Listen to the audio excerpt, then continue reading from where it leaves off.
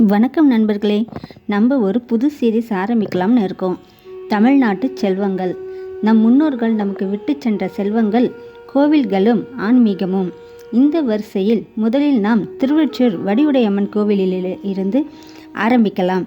இந்த கோவிலே மிகவும் சிறப்பு அம்சம் வாய்ந்தது.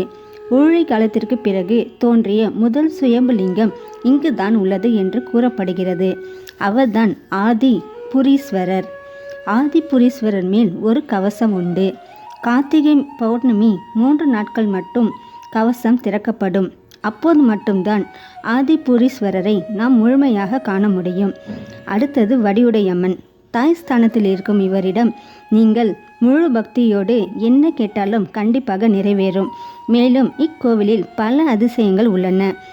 27 நட்சத்திரங்களுக்கும் 27 லிங்க வடிவில் சிவன் உண்டு. மேலும் நீங்கள் முன்பதிவு செய்து நட்சத்திர பூஜைகளும் செய்து கொள்ளலாம். மேலும் இக்கோவிலில் நிறைய ஸ்தலங்கள் உண்டு.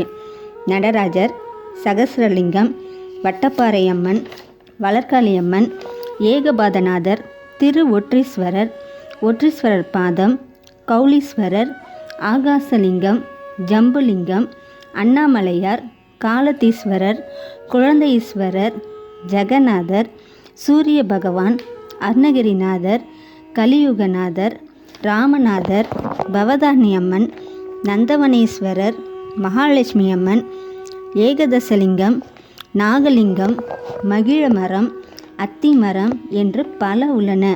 இக்கோவிலில் உள்ள தெய்வங்கள் வரலாறு பற்றி சிறு சிறு காணொளியாக இனி காண்போம். மேலும் பல கோவில்களை பற்றியும் பார்ப்போம். நன்றி, வணக்கம்.